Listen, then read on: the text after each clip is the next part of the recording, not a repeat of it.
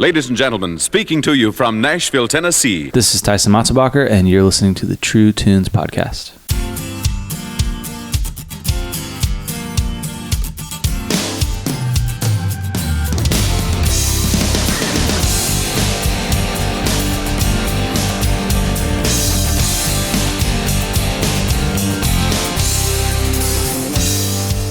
Welcome back to the True Tunes Podcast. I'm John J. Thompson, and today we're excited to feature Tyson Motsenbocker, an artist who is defining a very new and exciting way to be successful in the music scene today. His brand of thoughtful, textured pop has found a growing audience around the world. His songs are brutally honest, often self-deprecating, frequently irreverent, and willing to confront issues like depression, anxiety, and doubt through catchy melodies, layered production, and engaging lyrical twists. With over 10 million streams under his belt and a sound that is both contemporary and classic, Motsenbocker seems to be defying the music industry odds on just about every front.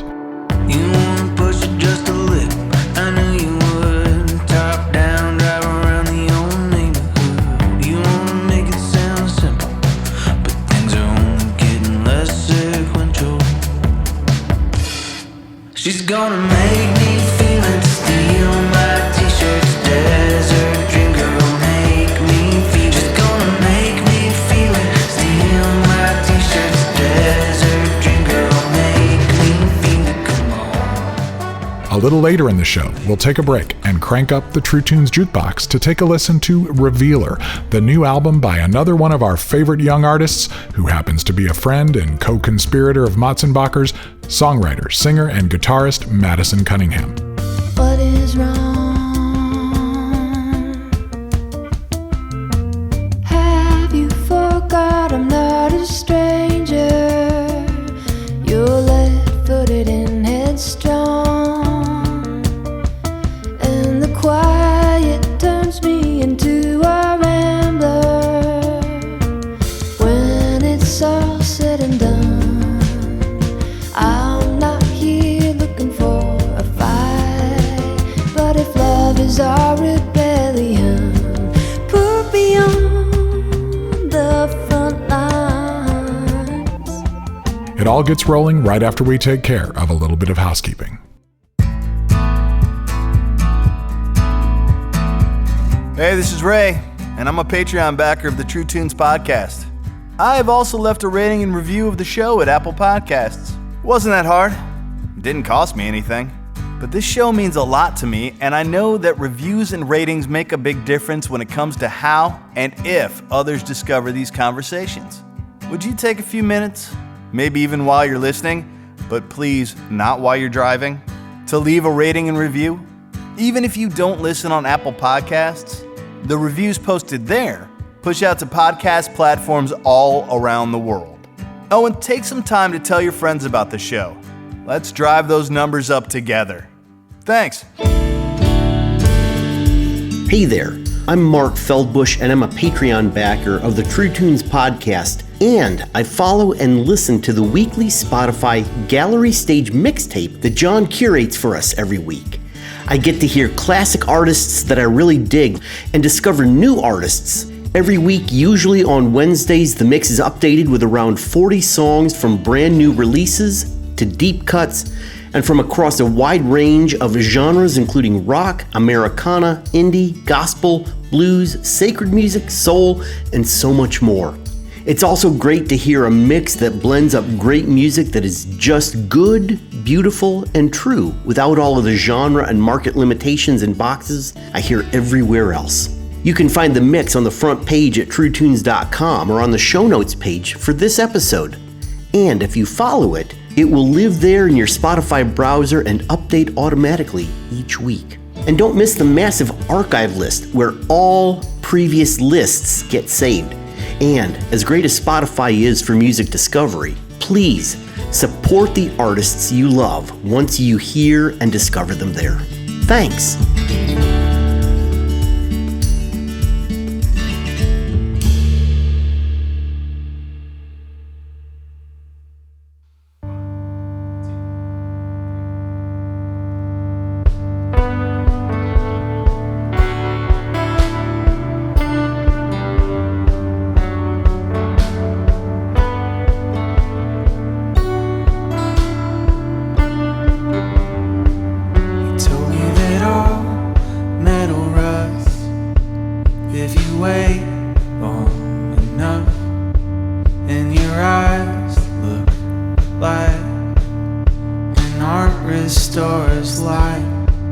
but I was already rusted through.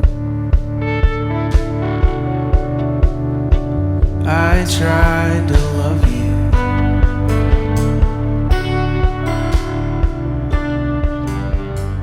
I tried to love you. I've been a fan of Tyson Motsenbocker's music since I first heard him several years ago. We talked about having him on the show back when we first launched, but COVID shut us down. But Tyson recently stopped in Nashville to support his latest album, Milk Teeth, and we were finally able to get together in person at the Well Koinonia Coffee Shop on Music Row. If you are new to his music, well, get ready to meet a new friend. Tyson Motsenbocker is the real deal.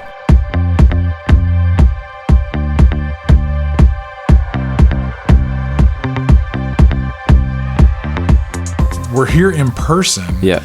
And it feels long overdue because right when I was getting the podcast started was about the time I first started hearing your music. But then this pandemic and all this stuff kind of slowed everything down. So it's great to have you here in person here at the Well on Music Row, this kind of historic spot. And thank you for making time for us. Yeah, I'm glad to be here. And you're from the Pacific Northwest originally, San Diego now, but originally the Northwest? Yep. So I grew up in what's called the inland Northwest. So everything that's like east of the mountains there. Okay. Yeah. And that's an area that's definitely associated, at least in the alternative music world, with a lot of great music. Yeah. How did that impact you as a kid? How aware of the musical legacy of the Northwest were you? Yeah, very much so. I mean, it's the Northwest is like completely separated from the rest of the country. It's like this, it's a totally isolated place up there. It's not really that much unlike living in Alaska or Hawaii culturally, because there's all this space between, Seattle and Los Angeles or Seattle and Denver or whatever. It's just like space. So I think what that does culturally or musically, and you can hear it in all the bands that have come out of there, is that it always feels like kind of two steps removed from the rest of the music industry a little bit, or like what's going on everywhere else. And part of that is because I think that there's a real rugged individualism that happens with living there. So I think part of it is like this resistance to doing what other people are, what is successful. It feels almost impossible. And so I think it actually lends people to doing something that's, maybe less likely to be commercially successful, but really likely to be super true to what they want to be doing.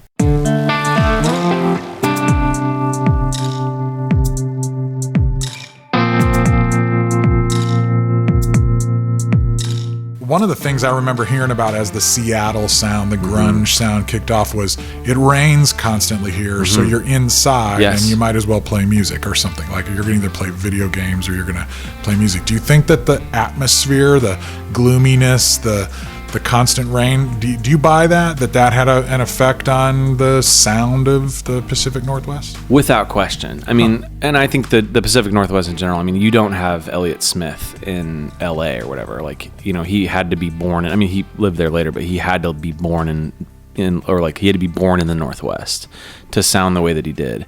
There's also like an incredible amount of like tension and release in the Northwest. Like the spring and the summer in the Northwest is like nothing you've ever seen. Everything is bright green and there's water everywhere and it's sunny and it comes on the back of these just like devastatingly brutal winters. In Seattle, it's just rainy the whole time. Like where I grew up on the east side, it's like, it's like living in Alberta. It's like, it's freezing cold and the snow, it snows in November and then it stays frozen brown snow on the ground until April. Nature is very unforgiving in the Northwest. So I think that like that does drive people inside. It like kind of heightens emotions. There's a reason why I think like the music in the Northwest tends to be like pretty emotionally wrought. It's like pretty like heavy subject matter. And the people that are championed are people that like really, Cobain and Elliott Smith and like even like Death Cab for Cutie or something, like these bands that come out of there, they tend to embody that and they sound like the weather. Like I've actually said before that like even to this day, like I always joke that I don't play in Florida, which of course I will. And like just you don't do concerts in Florida? Yeah, that I don't tour in Florida. And I've like people there that like what I do and I always have a lovely time there. But Florida to me feels like the antithesis of what I make because it's, it's sort of sunny and it's like it's a different type of escapism than happens in the Northwest. And I always joke that like when I'm on tour, People that have to be inside in the winter, those have always been the people that understood what I was doing first. Yeah. And coming up in Chicago, I mean, it was winter, 10 months out of the year, it felt like. Totally. And so it did have that exultation of the first time you could put your window down in your car. Yeah. Like you're just, you wanted to scream. You were so excited. We did it. We survived. We made it through the winter. Yeah. And then also that cool feeling of foreboding in October, like that, oh, it's coming again. You know, like, is it going to get us? Well, or like living in California where I live now, which is that like, I literally, like, there were probably like 6 or 7 years that passed where I didn't realize this, but there was like something in me that was like, it felt like time had stopped. And I had a really hard time with it where I was like, I couldn't figure out why I felt so paused in my life and stuff. It was because there was none of that like tension and release, like the narrative of the seasons. Right. And I was like 3 years in, I was like, we just got here. And I was like, this is 3 years ago.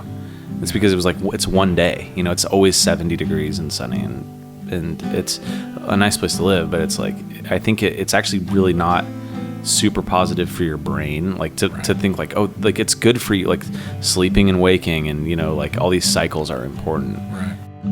Is it such a bad idea being brave? We're wearing our own skin to the fray. And if it's not worth risking everything, I would say that it wasn't worth having anyway. Where the pine trees turned to palms, I was wondering, could we belong in a big world that we don't understand? I still believe that we will find our way.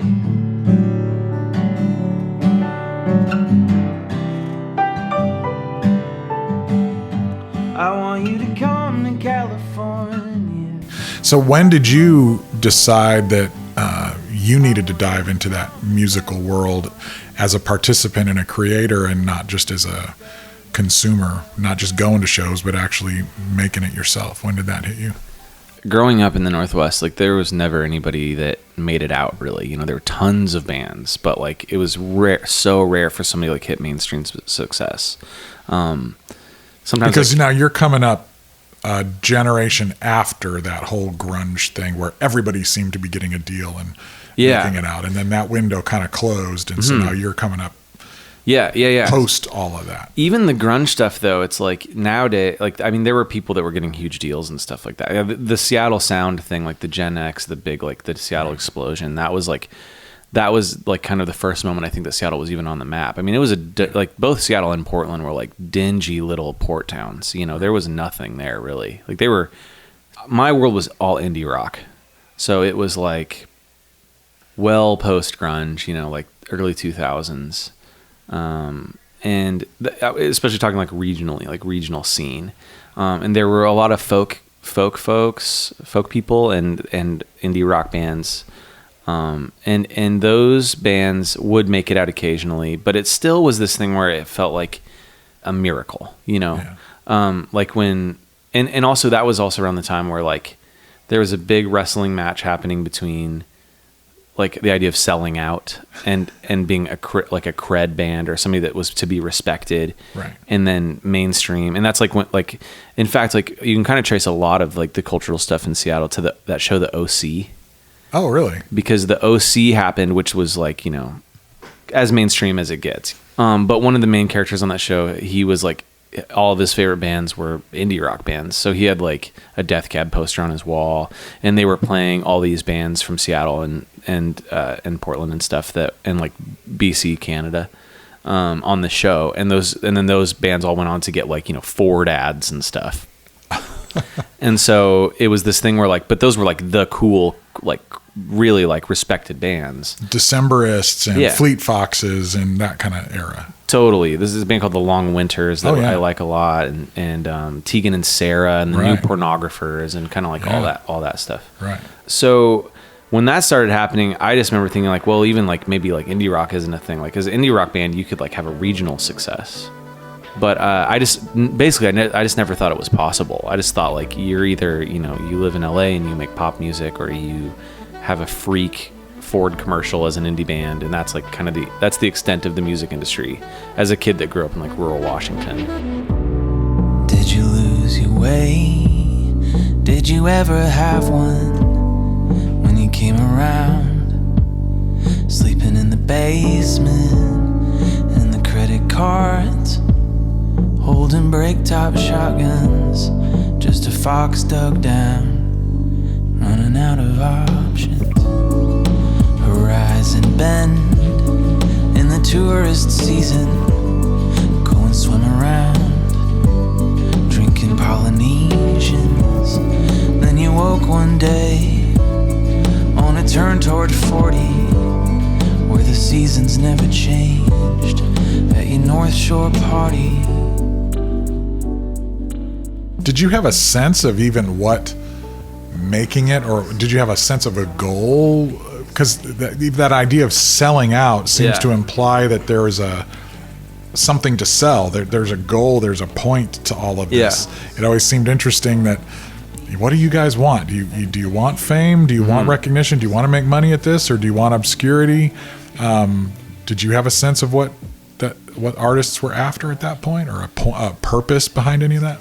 That's a really good point. I mean, like, to me, it always felt like, even as a kid, I never wanted to be rich and famous. Like, and that was a pretty frowned upon thing in the Northwest too. It was like success in general. That kind of was that level of success. Like like everybody was sort of like, the goal was always like to basically be like a college professor level of success, where like people respected you, and they saw what you did and its value and place in the world. But you didn't want to be like, you know, you didn't want to be a Kardashian or something. Like, that was a ridiculous idea. Right. And so even like the idea of making it in music, the way that I thought about it was like, either you're U2 or you're starving. You know, it's like you're playing for 6 people in a coffee shop, and there was no middle ground. And so for me, it was like, well, I don't really want to be U2. And also I don't think I could be, like, that's not what I do.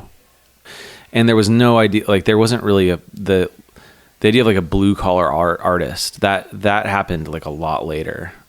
Like, they're like with Pedro the Lion or these people that were like, they're basically like either teacher's salary or like dentists. Well, and it also, I mean, functionally, a lot of that stuff seemed to have come out post 2006, 2007, 2008, when things like Kickstarter and Pledge Music and Indiegogo, there were these mechanisms where artists were, because there had been the mp3.com Napster moment of music is free, and the major labels are freaking out trying to stop that dam from breaking, and they can't. That was how that era of indie music, that all of a sudden you could think, well, maybe these people will buy a t-shirt, maybe they'll book us to play. Right. But that mechanism hadn't existed before that. Yeah, it was a democratization of music, and it was like also a toppling of these, like, because that was the other thing too, was that and this is like, even to this day, it's like the thing that always has been so frustrating is whenever there's somebody in charge. It's like there's somebody, the gatekeeper idea, right? And I remember like as a kid being like, well, nobody at Interscope or whatever is gonna want to put my, you know, weird storyteller song on a, you know, they're not going to give me a major label deal or whatever. So I was like, I guess I just shouldn't try. And then when that happened, it was like, oh, people can just find you and they can just like it. And there's kind of an audience for everyone if you do it well. And that was kind of the first time where these lights started going off. In fact, like when I started playing music I moved to California. I was going to work for a booking agency in the music industry. That was going to be my job. Oh. And then that booking agency went away. And then I just like moved to California with some friends because I just wanted to like go surfing basically. And I worked at a coffee shop and surfed all the time.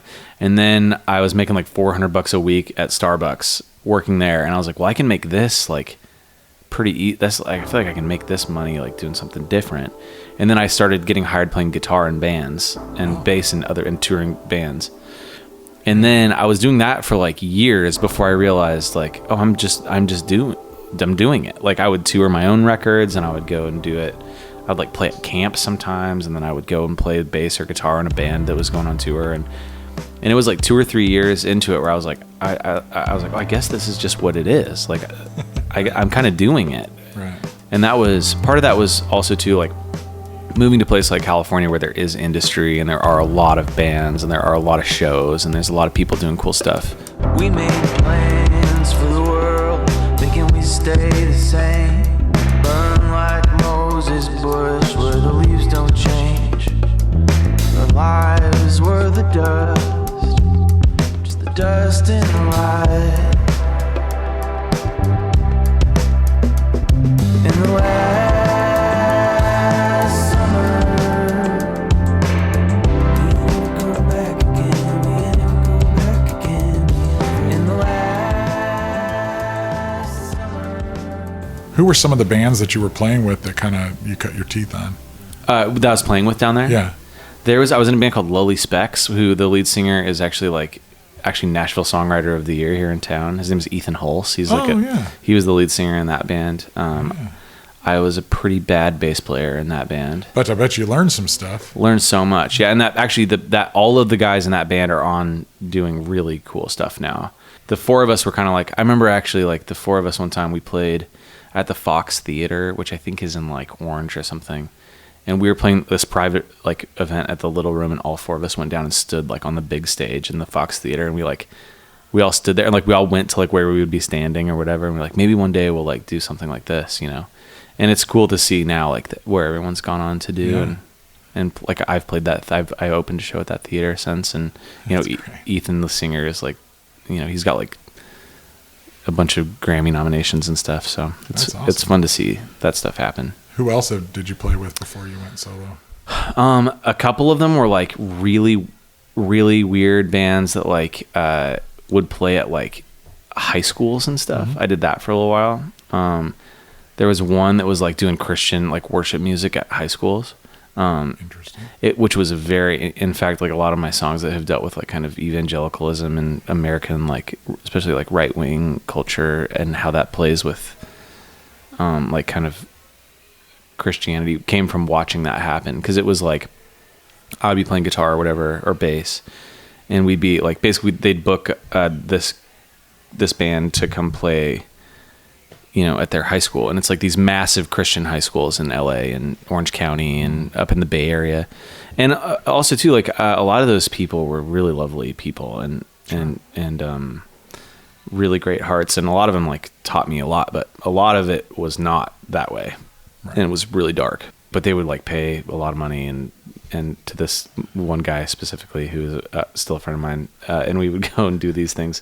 So that was part of it. It was like, and then the other side of it was playing, like it was this total split in my life, because one half of it was playing like these really conservative Christian high schools and camps, and then the other half was like going on tour with like indie rock bands that were like just on like doing pounds of blow every night and tripping on mushrooms on stage and stuff. So it was like, it was a very unique time. And then having to sit life. there and go, I wonder which of these is more messed up.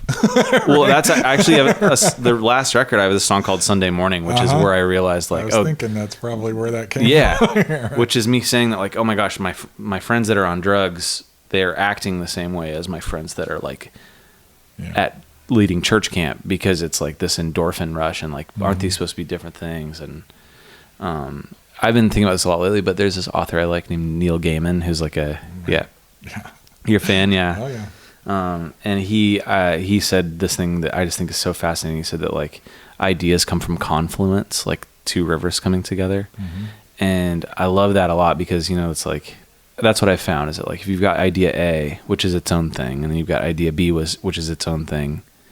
That's like where the new idea comes from. And it's like, and I pay attention to that a lot. If it's like, this thing feels like this thing, I wonder why that is. Like when you sense connections in the world, it's like, why do these things feel the same? It's because there's a third thing there that you can find. I chose all the right songs, played all the right chords, till the kids still weren't singing, praise the Lord. And the pastor yelled about faith and hell, and I soundtracked his words for effect, while everyone cried and cried and cried. Everyone cried and cried and cried.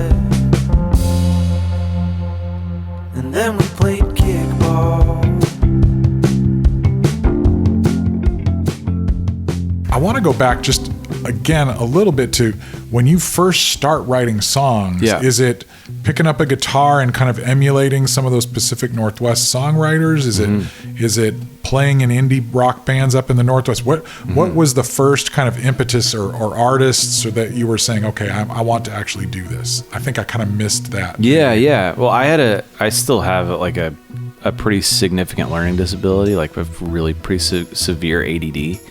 And so as a kid, I was just kind of like off the walls. And my mom, who was kind of a genius, she figured out that like the only way that she could get me to not be a giant nuisance or like menace to society was to find little places for me to disappear into, little worlds that I could disappear into, because I had a really active imagination. And so like we would go to the library every Sunday and she'd get like 8 books for me and I read all 8 of them, like these like you know like the Hardy Boys and the Boxcar Children and all that, like these mystery novels for kids. Right. And I would just pour through those, and it was actually to a point where like it was a problem because I would read every series that there was for kids. And then she figured out that if she gave me a guitar, I could kind of like I would just go and do that for hours. And so I mean I put a song into like a poetry contest when I was in the 4th or 5th grade. I mean, like there's never really been a time where I haven't been writing songs, just because it was like kind of a place that my mom could send me where I wouldn't be a problem. And then I started a band when I was in middle school with like a drummer and a guy that played piano, and we like played Wonderwall at an assembly, and it's kind of just always been a part of my life. And a lot of it was that I would write these. It's interesting to watch the way that it's gone, but it was always narrative based. Like all of my songs were stories. Because that's the way that my brain worked with books, was like you have a start and you have a character and you have a setting, and then you know there's a conflict or whatever, and then it resolves. Well, and as Gaiman was talking about with those confluence, poetry is language and music kind of coming together into creating something new, even if there's not melody involved. Right. There's a musicality to poetry. So it would make sense to me that your brain would go towards poetry, and then you would express poetry through music. It's a new thing, but even as a little kid, your brain is decoding the world in a certain way. So, well, and the thing that I liked about poetry too, which was something that like I actually ended up like studying all this stuff in college later, but the thing that I liked about it as a kid was that it didn't have to mean like that the musicality of the words and the cadence to it, and the imagery has always been really important to me. Like if I can't see something, it loses me pretty quick. It's actually why I like books and stuff more than I like movies, because I like if the movie is like showing me what it's supposed to look like, and I'm like, I don't think it should look like that, right? And that's harder for me to follow. So with poetry, it was always like I could read a poem, you know, and I could get to the end of it, and it was actually really freeing, because I didn't have to follow it like I did the Lord of the Rings or something. It was just supposed to make you feel some way. And I get to the end of it, and I was like, why do I feel this way? Why did it make me feel this way? And it was like, because these words mean, you know, like these words mean loss, and these words mean discovery. Right. And even if I don't know what the person's saying, I can feel it. And that was important for me to say, like, okay, if I can take this idea of narrative that I'm getting from like literature, and I can figure out how to invoke meaning and feeling in my words, like that was really where it all started. And the music kind of followed that, to be honest. It always has for me.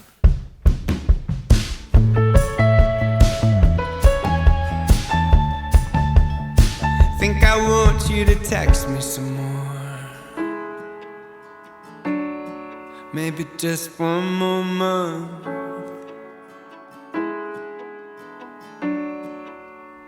Keep your words to myself for a while.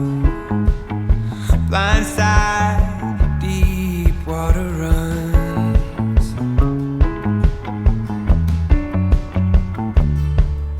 Guess I still have your words if I keep.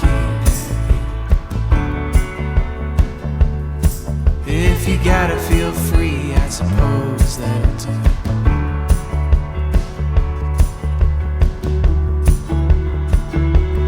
'Cause I can talk alright, you can talk alright,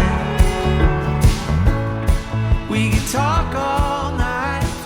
around the time I think you first came onto my radar, I think you had just walked 600 miles. I think maybe your mom had just passed away recently, and then you went on a long walk, and then a lot of songs came out of that. It's been a while since I heard that. Am I remembering that? That's right? exactly right. So my mom passed away, and she was, for obvious reasons, she was like kind of the one that got me through my whole adolescence and young adulthood, because she could find ways for me to succeed when I wasn't matched well for school and everything else. And so when she passed away, it was a pretty life-altering moment. Because And how old were you when she passed? 26, I think, something like that. And you were already in California at this point? Okay. Yeah. I mean, when she was sick, so I was like kind of going back and forth from the Northwest a bunch at the end there, which was interesting because, like, to go back to seasons, it was always I always came back in the fall. And so it was like the first time where I felt like my life was changing, where like it felt like a chapter was changing, because it was like I could feel the air getting cold and I could watch the frost coming in the morning and stuff. So yeah, she passed away. And then what I did is there's this road called the El Camino Real, which is, it's the King's Road when the Spanish kind of colonized California. And it goes from this guy named Junipero Serra, who is a Franciscan monk, and he built all the original missions in California. So a lot of the towns are like even named after his missions and stuff. And they're all 20 miles from each other. So it starts in like Tijuana and it goes up to San Francisco. And the missions are all 20 miles apart because that's a day's walk. So it was a walking road, like the Pilgrim's Road, in Spain. It's the same idea, but it's been paved over. It was paved over 100 years ago, and nobody's walked it since. And so I had this idea to do that kind of in her memory, to like reset my life. And so I walked I didn't do it exactly, like I kind of went off route and stuff, but it doesn't even really exist anymore, so it doesn't matter totally. But I went from San Diego to San Francisco and walked basically along the freeways and the beach and stuff it took me 40 days, which was an accident. It was totally an accident. I didn't plan that. And I wrote my first record on that, a lot of my first record on that walk. I had some of the songs already, and it dealt with all these themes, a lot of dealing with God and with being let down by institutions and loss and moving forward and all these types of things. So I did that walk, and then that was actually like, cause I was, I was playing in other bands, and then I was touring, but I was playing like tiny little coffee shops and stuff wherever somebody would let me play. And when I was on that walk, John Foreman from Switchfoot heard about it, and then he thought it was cool, cause that's the kind of thing that he likes. And he asked me to go on tour, and that was the first kind of like time that anyone had taken notice of me at all. And then John asked me to go on tour, and then I got a number of different record labels interested. Down the coast, down in Little Mexico, is where I hide from your disease. My little sister moved back home from the city, and it rained and rained and rained.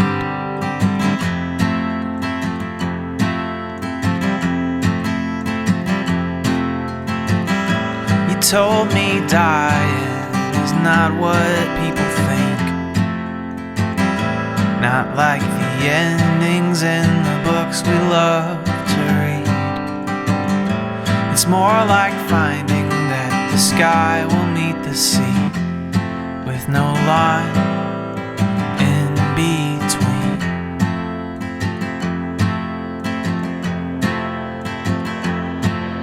But I still need you. I still need you. So was there always a kind of a spiritual background happening in your life? Was that also a part of your childhood and your relationship with your parents and stuff? Sort of. So neither of my parents grew up that way.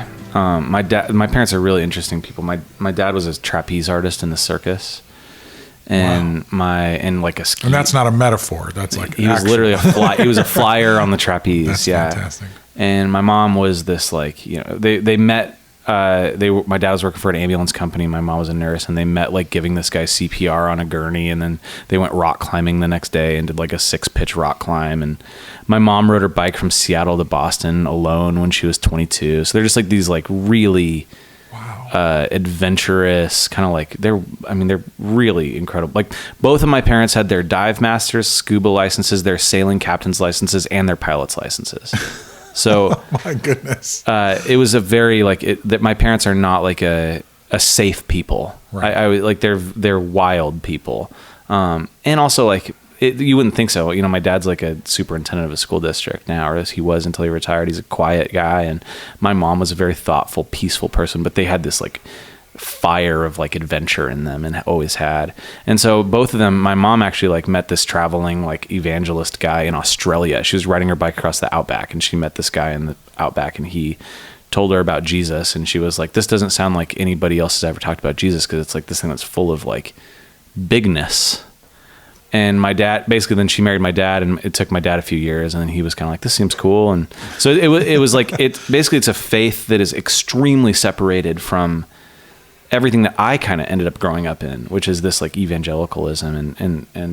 So I grew up with it. Also, like when we lived in Haiti when I was a little kid, working at this hospital that was part of a Methodist mission. Mm-hmm. So in some ways we were like kind of missionaries, but not really, because like there was a war going on and my mom just worked in the emergency room and my dad like kept the generator going. I came to this town to escape my pain, but I'll end up leaving the same way that I came, 'cause I'm always blindest, surrounded by friends, the comfort and the shelter that I find in the end.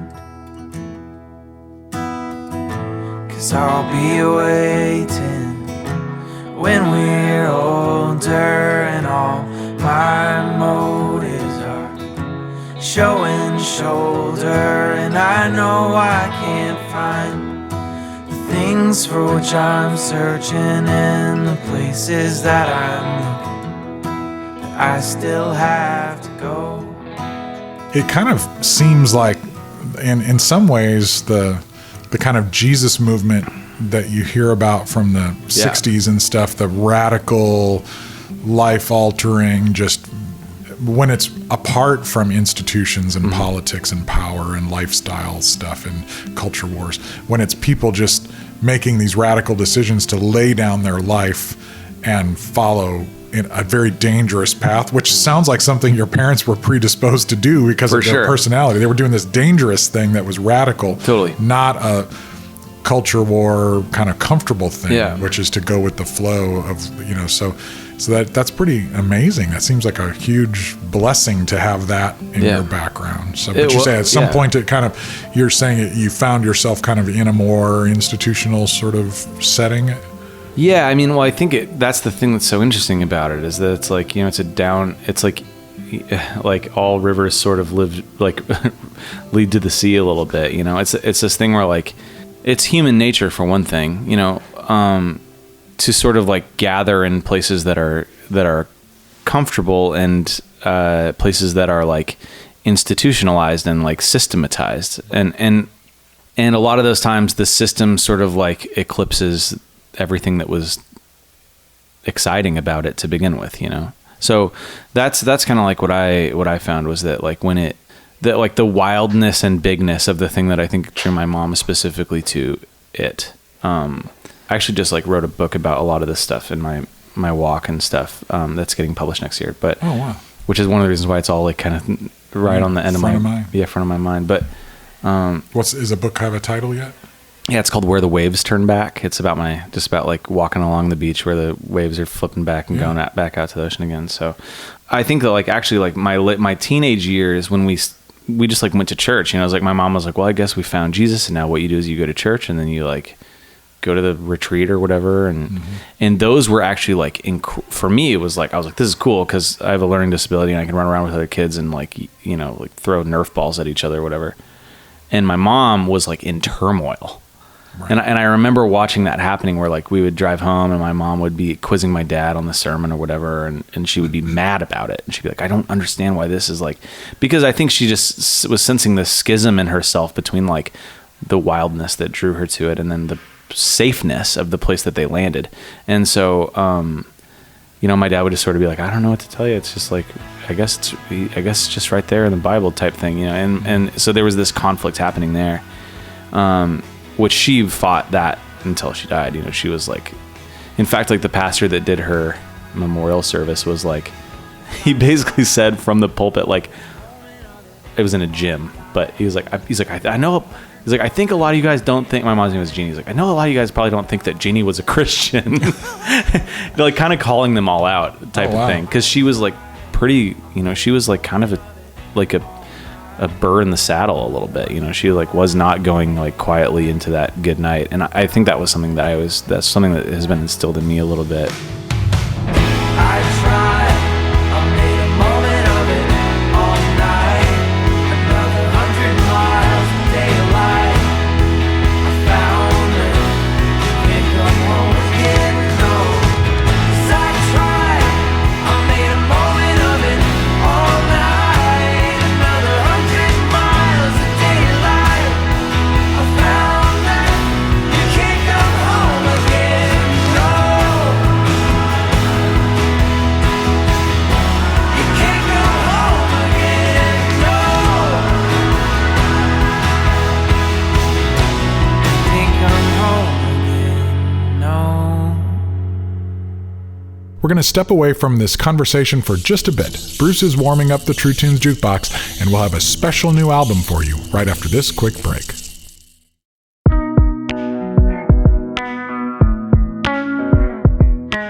Hi, I'm Bill Keith, and I'm a Patreon backer of True Tunes. The show is really important to me, and I know that the money I contribute each month goes a long way toward helping with the cost associated with producing and distributing a show of this caliber.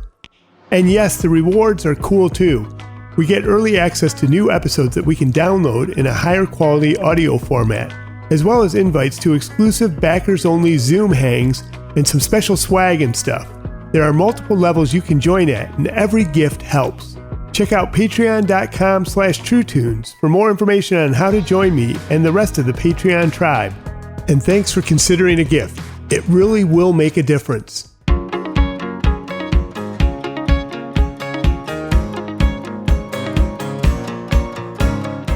True Tunes is on the road. I've been to Indiana, California, Tennessee, Iowa, and Illinois so far, and we are currently looking at opportunities around the country.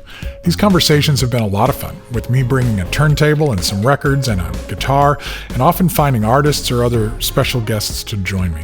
I've also done songwriting workshops, music business clinics, and even some conversations about how we can slow ourselves down and listen to music more carefully, more thoughtfully, and yes, more spiritually. So, from auditoriums to small groups, there's kind of something for everyone. You can follow all of the action at truetunes.com/events, and if you would be interested in having me come speak in your neck of the woods, drop me a line at jjt@truetunes.com and let me know. I'm also excited to be aligning with the Porchlight Network for house shows. Porchlight is a growing network of house show venues around the country, and you can learn more at porchlight.art. So, for house shows, look me up at Porchlight. For schools, venues, churches, or other opportunities, just connect with me directly. And hopefully, I'll be seeing you out there in person.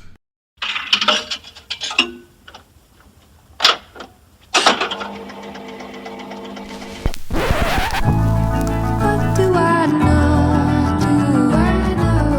What do I own that will not fade away?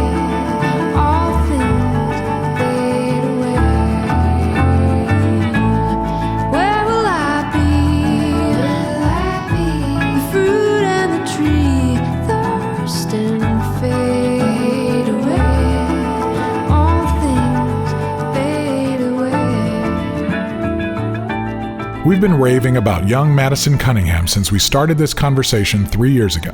And if you've been listening to our weekly Spotify mix, you've heard something from her just about every week since I started pulling it together, even before we launched the show. Her combination of innovative melodic sensibility, lyrical introspection, guitar prowess, and an ability to somehow sound both incredibly hip and somehow anchored to the best traditions of classic rock, blues, and folk has enchanted me as a fan, challenged me as an artist, and thrilled me as someone committed to digging for signs of life in a darkening culture. At the table of our Savior, no mouth will go unfed. Children in the shadows, streaming raise their heads. Oh, give us ears to hear them, and give us eyes that see. For there is one who loves them. I am his hands and feet.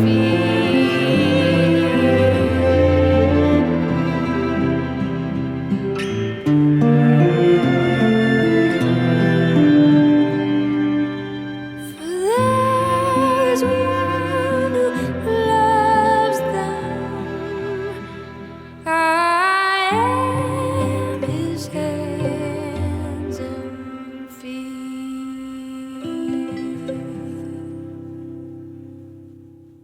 Although Cunningham has released a steady stream of singles and EPs and has appeared as a collaborator with numerous artists, she hasn't released a full-length album since her proper debut, 2019's Who Are You Now?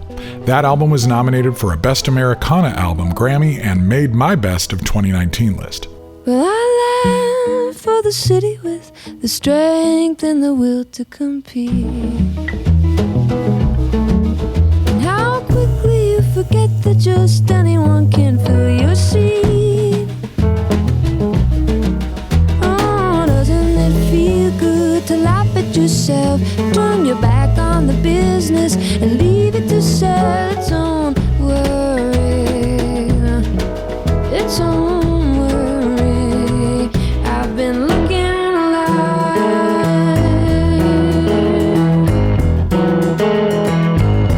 I've been looking alive.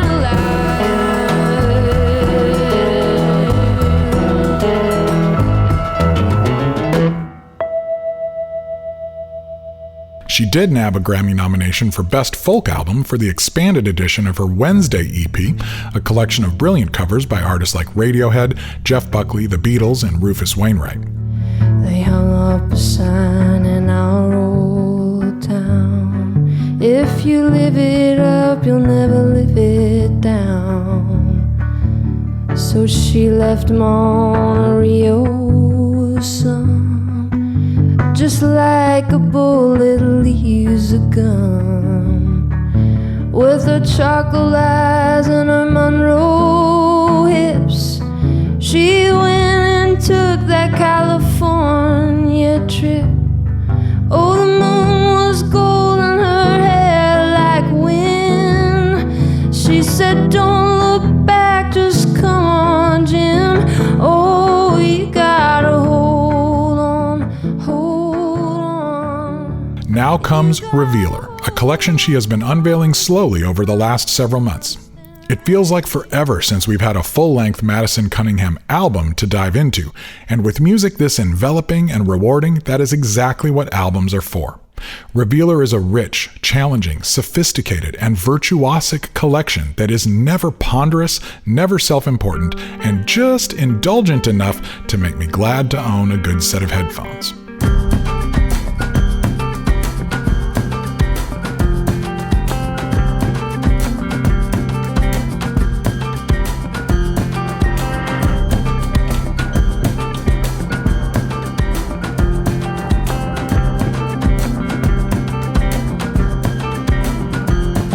In a 15-passenger van to Ohio, the Chrysler invention hums and blows.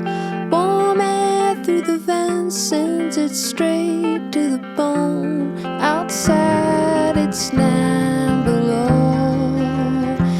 It's a pain I've never known. The album's opening cut pulls us right in with an arpeggiated chord riff that instantly reinforces what is rapidly becoming a defining aspect of Cunningham's trademark guitar style.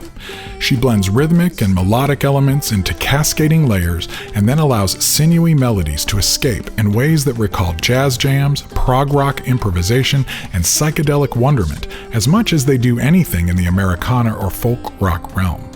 Some research reveals that while the amazing Tyler Chester may be sitting in the producer's chair on this track, Cunningham herself is playing every instrument, every note, every vocal track, and she composed the song on her own.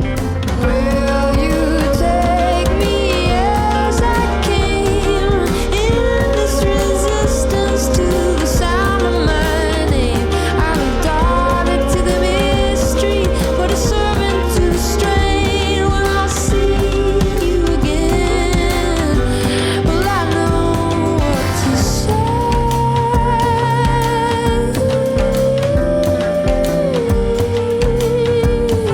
Will I know what to say? Will I know what to say?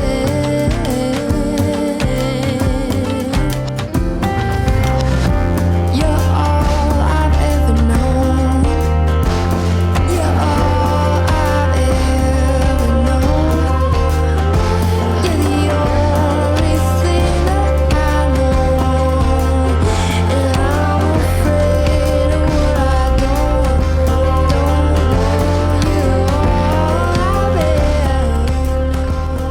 The lyric cleverly and revealingly confesses to the sort of upside-down world a young full-time musician often calls home, and suggests that for those with ears to hear, this set of songs may offer a more personal and, yes, revealing perspective than Cunningham's previous work has.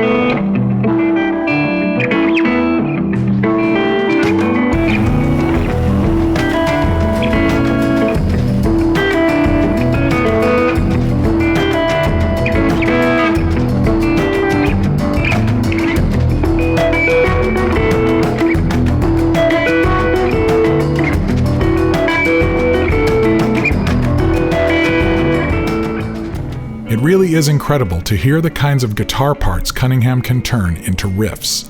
She is an incredible guitar player in the same way artists such as Lindsey Buckingham or Mark Knopfler are exceptional, in that they use their dexterity with the instrument to find new ways to play it.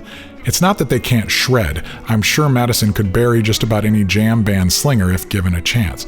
But that doesn't seem to excite her nearly as much as finding a widely melodic phrase that strays far beyond the confines of a standard minor pentatonic scale, playing it with enough of a rhythmic pattern for it to become a hook, and then hanging a cascading melody around that hook like garland.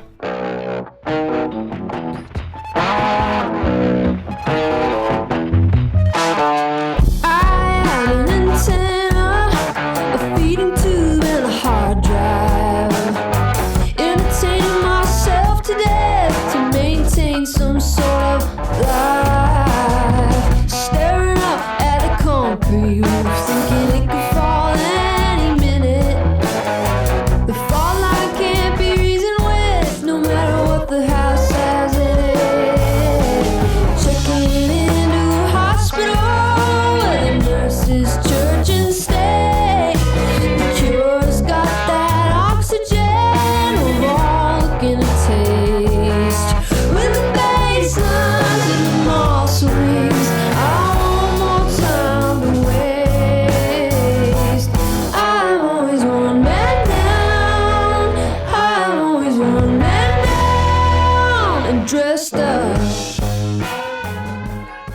On Hospital, the riff is solid enough to land on classic rock radio if given the chance, whereas on Anywhere, the riff and the jazzy rhythm behind it is more akin to something one might imagine Joni Mitchell playing if she was backed up by Stuart Copeland for a gig. Any day now, I'll find myself free of it. You turn and see me there, and to answer to no. Any day now, I'll smile in the face of it, and you'll say you'd rather me anywhere.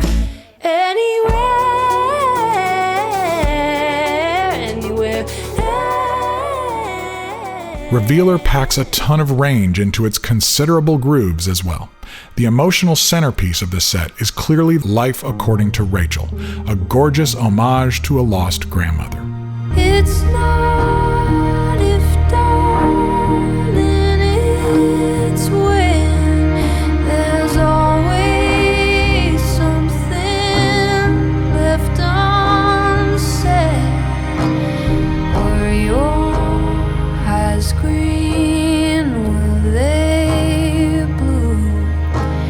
What was it that I forgot to ask you?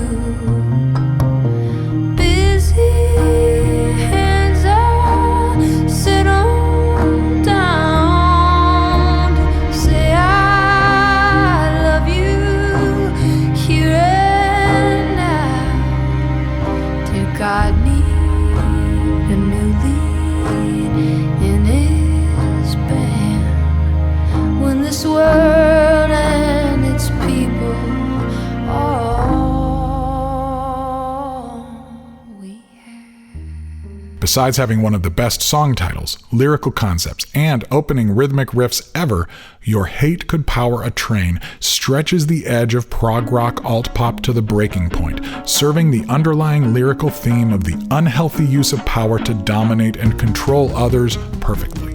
Listen for the Jeff Lynne-esque break in the manic clouds when the protagonist declares her freedom from the relentless momentum of the bully's abusive, toxic power.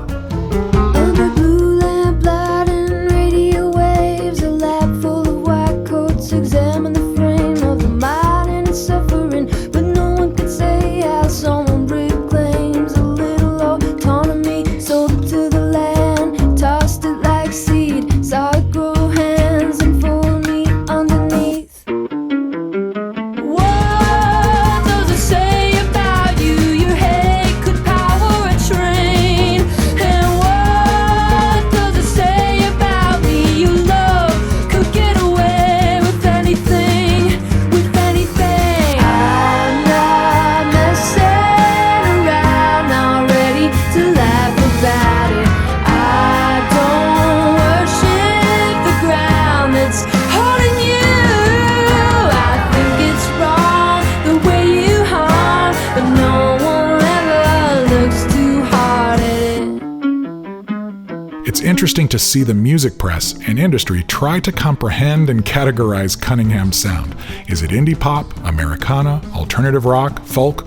Probably yes. Trying to limit an artist as imaginative, talented, and willing to defy easy branding as Cunningham to one genre will likely require more hyphens than a journalist should use without a special permit.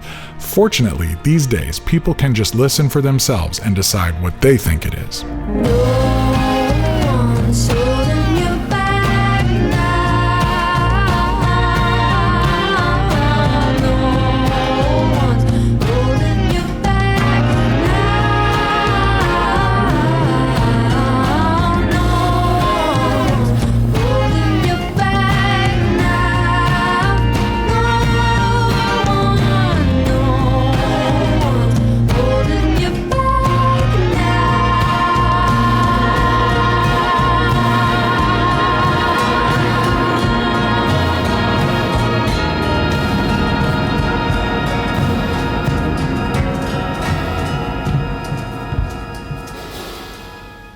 and I'm not sure to whom I can compare Madison Cunningham when it comes to the comprehensive nature of her skill and artistry. She is an exceptionally imaginative and accomplished guitar player and composer. She is a wonderful vocalist, one of the most expressive new singers to come on the indie music scene in the last several decades. To top it all off, she integrates all of this seamlessly, incorporating a hard-won level of spiritual, emotional, and cultural perspective that most of the best songwriters don't manage to approach until they have reached their 40s or 50s. Madison Cunningham is 26. Honestly, friends, she really is something special. Good girl, got some bad in her, cussing like a drunk, driving with her knees quarter to quarter, dealing with the torture of living hard and not feel low, spending more and not feel broke. Like most soon-to-be classics, Revealer gets better with repeated listens. It's perfectly enjoyable at a surface level, but dig in and notice the subtle ear candy and the carefully crafted lyrical gems tucked between the grooves. When it all becomes sensible and love unfair, well, neither one will give you the time to prepare. But this dance comes naturally once you put your feet there. Who are you now? Who are you now? Who are you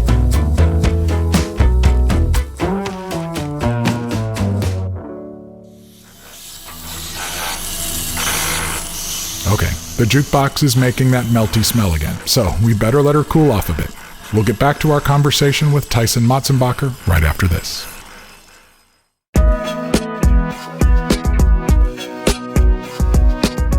Hello, my name's Rob, and I'm one of the Patreon backers of the True Tunes podcast.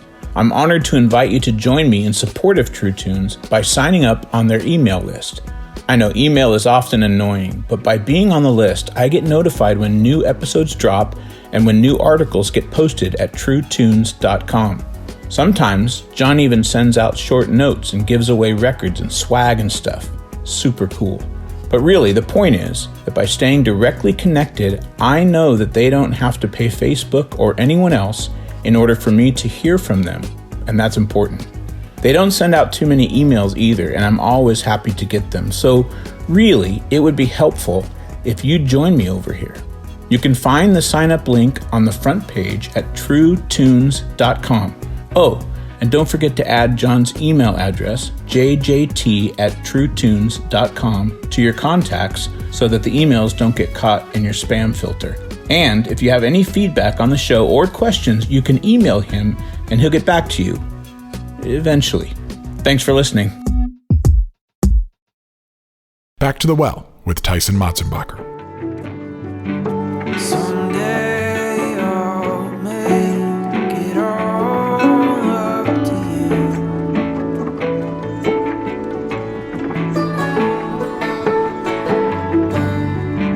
Someday I'll make it all up to you.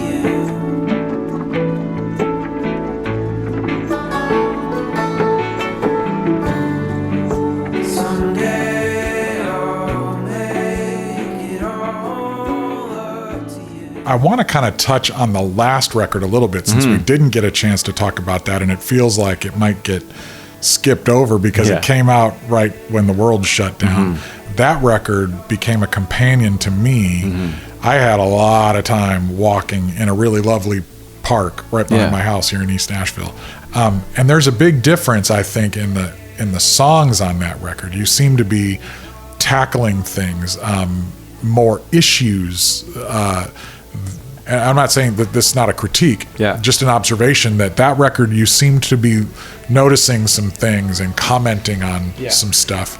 How did you find your voice on that set of songs, and how did that project kind of sit? And then you had 2 years to sit with it, wondering what's going on. That record's really wild to look back on because and by the way, that record, the title of it is called Someday I'll Make It All Up to You. Yeah. Which I always was kind of like, well, what did you do?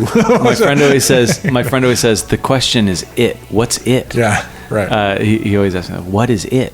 That record is really interesting now because if I look at it, it does feel, it came out on Valentine's Day 2020, so like right before things happened. And I was on tour that whole time until we got sent home.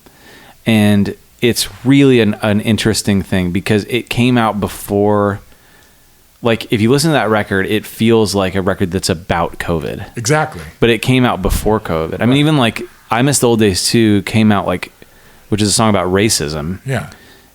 It came out, like 6 weeks before George Floyd. Right. So, and we were actually on tour in Minneapolis like a week before that happened. I miss the old days too. Eastwood, James Dean, Mickey Dora's Wild Blue Pacific. Sammy Davis missed his White House visit for falling in love with the wrong color misses.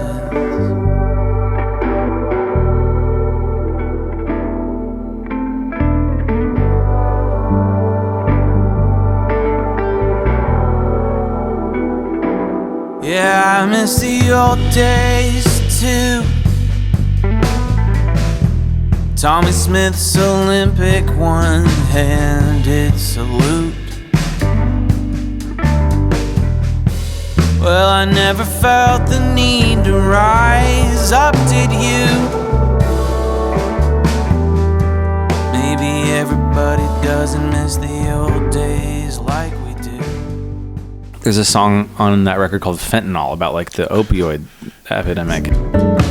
Wide-eyed at the Atlantic tide. Maybe there's still something in there that I just can't find to match how I feel about you, leaving us behind. Beside the way I think you hurt too bad for too long. Yeah, I know you suffered too much for too long. I want a second chance to talk.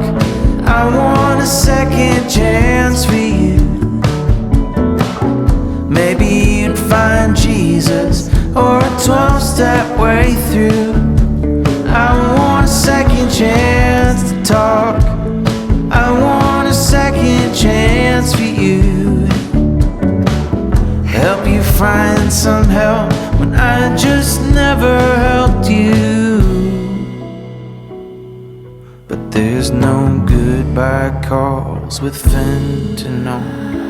It's really tackling some things that were really heavy topics over COVID, or like hiding from things being scary. And there's a song called Highline about being in New York and how it's scary because there's so many people, and then New York shuts down and it's empty, and it was just chilling. Yeah, I played it a lot on our.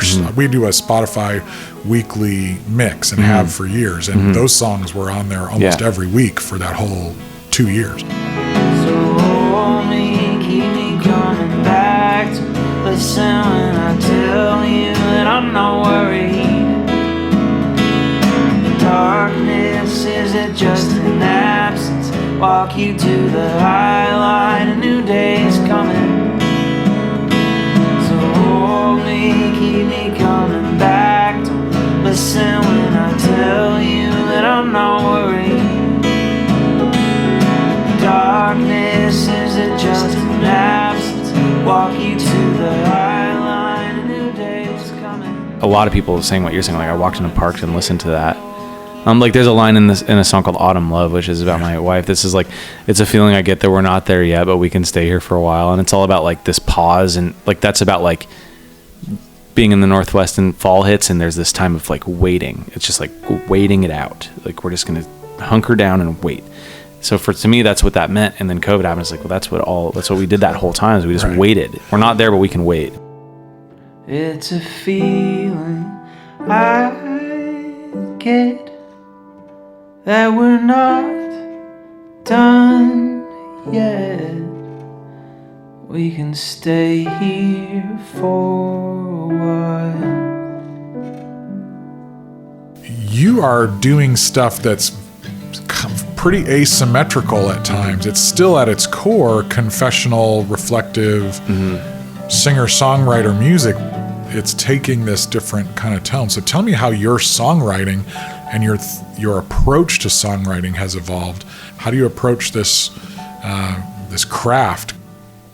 I think like I always start a song with like, I basically have like these notebooks and stuff where I'm just like writing down, I'll like write down a phrase or whatever, and it's like, I'll kind of like develop these little places in my brain, like I can tell you where every single one of my songs takes place physically.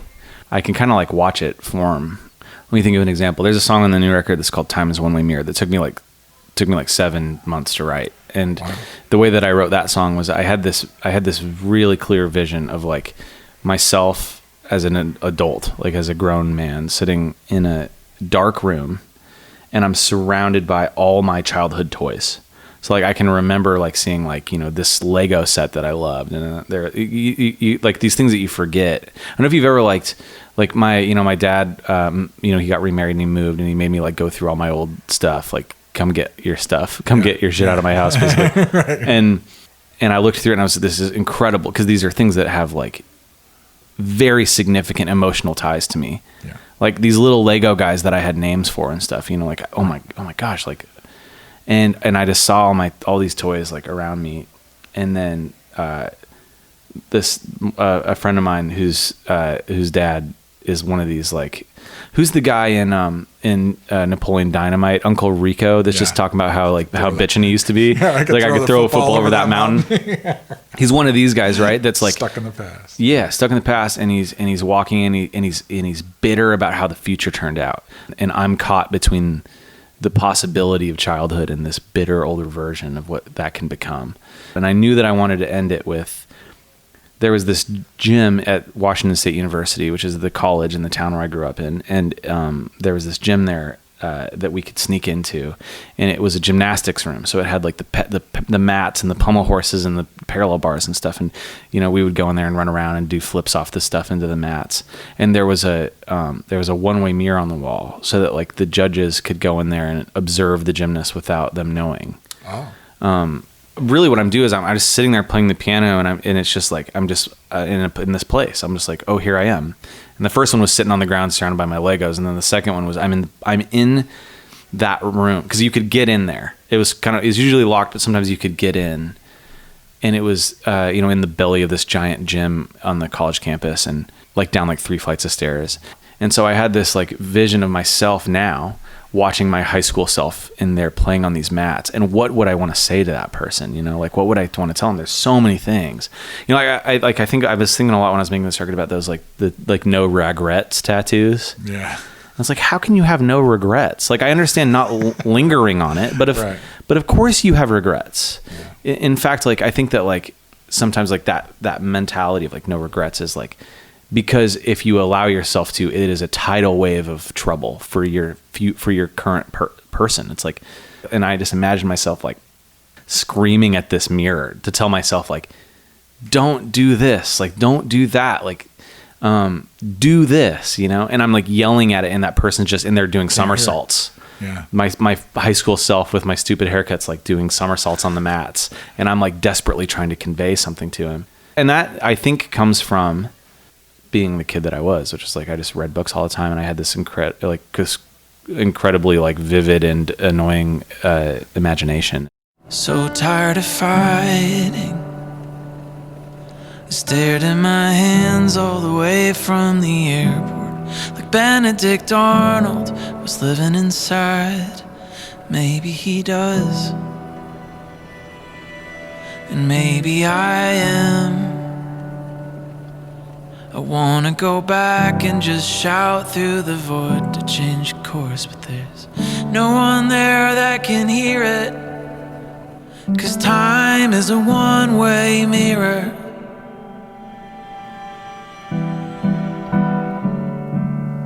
Time is a one-way mirror. This album has so many elements of what are kind of nostalgia, looking back through that one-way mirror, but also very happy, but at the same time, there's a darkness. Like Wendy Darling, my gosh, I love this song. And the idea that it's the old men that say the decades don't pass slow, I'm thinking, are you not an old man at this point? Or are you kind of counting yourselves? Are you feeling a little bit of your oats at this point? Down the street to go to Max's party. Driving like Magnum's Ferrari. Throwing up your mom's love Bacardi. The whole school thought the vodka had gone bad. Didn't drink till we went to college. My best friend took the anabolics. I worked up my nerve to call you. The old men say the decades don't pass slow. The old men say the decades don't pass slow. Hide from the World is one of my favorite songs of this whole year. I'm obsessed with this song. And I can relate to it as someone who's comfortable dealing with crowds and being in a crowd and managing a crowd, but also somebody who essentially needs to be alone sometimes. Yeah. But you take it and you're being very honest about how alone you need to be. I wanna hang in Snoopy's doghouse, and he should be there too. Make believe the Red Baron and kick it with the Charlie Brown crew. I wanna go in Oscar's trash can down on Sesame Street. A guy in such a bad mood could really understand me. I wanna hide from the world, from the world. I wanna hide from the world, from the world. I wanna hide from the world. You seem to be doing something with nostalgia here. Did you set off at the beginning to say, I'm going to do a whole batch of songs about this? Or were you just writing songs and later looked and saw this pattern kind of emerging? I knew I wanted to make a record about adulthood. And that was sort of where it all stemmed from. I mean, even like the title is Milk Teeth, which is, it's our baby teeth, and it's the first things we lose on the like journey towards our eventual demise or adulthood in the middle there. I am a nostalgic person, like by to a fault, certainly. I'm sentimental and I'm nostalgic, and I think that part of that is because I think that like there are little vignettes of our past that are things that we should keep with us. They're like important to who we are, and I think that like the looking backwards into ourselves is a good way to capture the things that mean the most to us. Like why does this? I'm trying to think of a good example, but like there's tons of my music where it's like this little scene of me like riding in the back of a pickup truck full of pillows or something. So why is that important to me? It's important because like it was wild and it was safe and it was young and it was moving on and it was a moment in time that was very specifically and very clearly passing. So that's always something that I've done, and I think I think it's good to look backwards and to note why you felt the way that you felt and why that's important. And there's a German term that basically means that nostalgia is a mental illness. Right.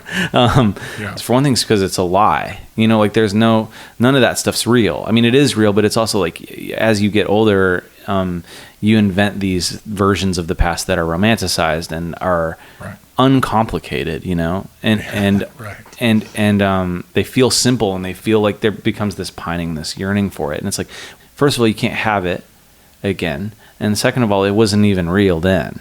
So I kind of was asking myself, like, as an adult now, why am I this way? And I think what I kind of ended up landing on was that definition of insanity. That's like insanity is trying the same thing over and over and expecting different results. I think like the two different versions of adulthood are people that like kind of embody responsibility in a way that's really beautiful. People that care for their community and their families and their friends and are not like slipping past the things that are needed and called upon of them. Right. And then there's the other version that is and then at the same time, a lot of the times those people have lost the wonder of childhood. You know, they're doing the thing that needs to be done, and they're leaned upon and they're loved, but they're not able to like discover things the way that they were. And then there's the people that are able to kind of have that wonder, but they're just like, they're just sort of like weights upon the people around them. You know, they haven't embodied the beauty of adulthood. And I wanted to find a way to like, how do we do both? Like, how do we like become a person that is reliable and beneficial and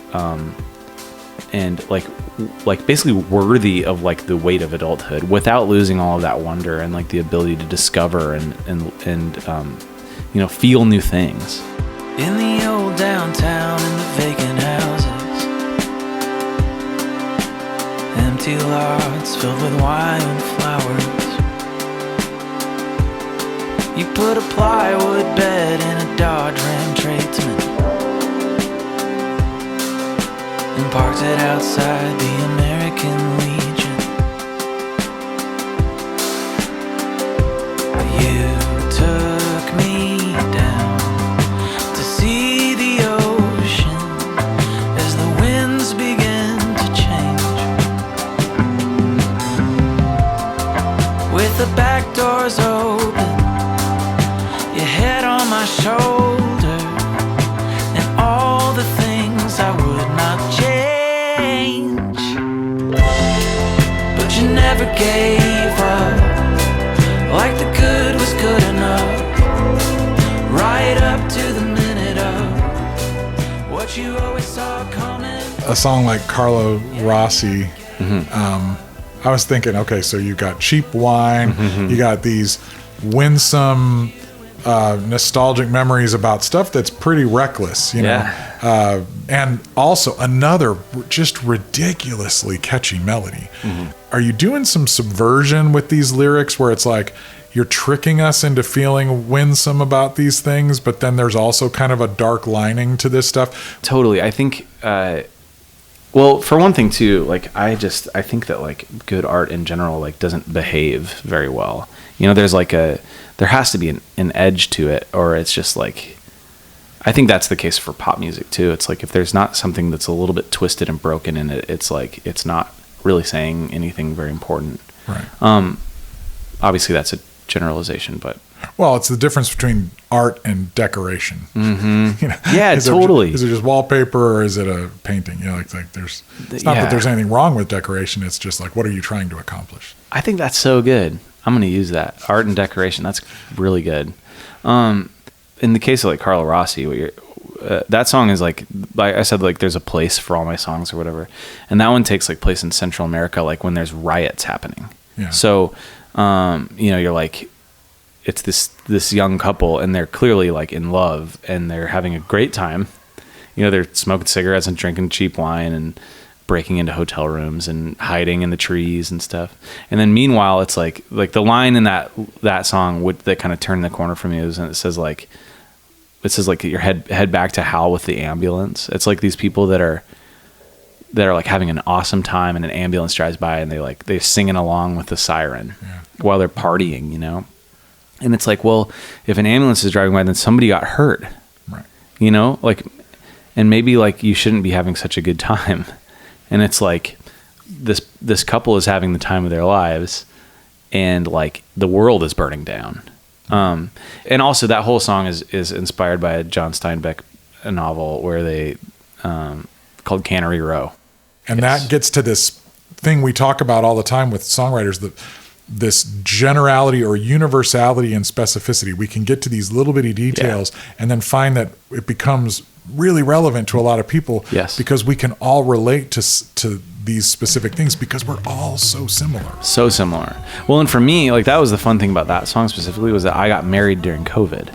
So it was this chaotic time. Like my wife was blocked she's Canadian, so she was like locked on the other side of the Canadian border, and the music business is not existent, and I don't know if I have a living anymore, and I don't know if anything exists. And meanwhile, we're like sending memes to each other and laughing about it, and sort of like having a great time. Like we're in love, and we're like, but it's a nightmare, and we have to like figure out how to pay for lawyers and how to get her across the border and how to have a wedding, and it was terrifying, and also like. And I think like that split of being like, So does this mean that the world, that like our moment in time isn't terrible? It's like, no, it is. And is it also like beautiful? We're De Los Muertos skeletons. Head back to hell with the ambulance. Climb up the banyan root. Here comes the Smokies too. Tell everyone to go home. But where did I go right to have you like this? Where did I go right to have you like this?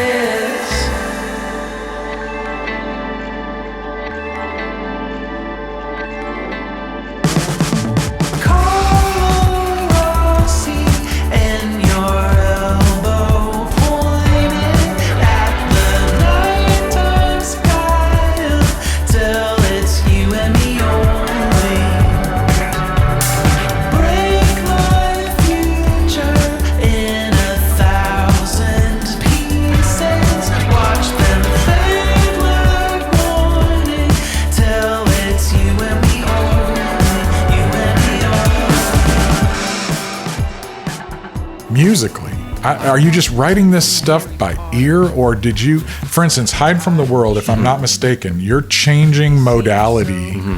You're going from a major key to either a diminished or a minor, like even in the scale you're using, you're changing the tonality or the modality between the verse and the chorus. The notes you're using, you're sliding around. It's almost referencing things like Steely Dan in terms of going into jazzy stuff. Where are you getting this vocabulary? Because it's definitely next level, I think, when it comes to sophistication. And what instrument are you writing this stuff on? It doesn't sound like songs that are written on a guitar, for instance. Yeah, that's interesting that you referenced Steely Dan, because especially the past few years, like I've revisited a bunch, actually the music my dad liked. I actually just did a podcast with my friend about where we unpacked yacht rock for like 3 hours. It's so lame and so awesome. Yeah. But yeah, I mean, a lot of it, I actually wrote and recorded the record twice. And I recorded it twice. So I have this little studio in town that's like in the steeple of this old church. And there's actually some pretty great stuff in there. But a lot of it is written on, I found a whole bunch of really weird old keyboards and synthesizers at this thrift store. They're all like $30 each, and I just like loaded this place up with these old keyboards that barely work. Some of them I had to like pull them apart to get them to like even play. There's some songs that are guitar for sure. There's probably like 5 songs that are written on guitar, or like probably 4 songs on guitar and like 3 on piano, and then where the idea started there. But then a lot of it's on those old keyboards and drum machines and stuff too.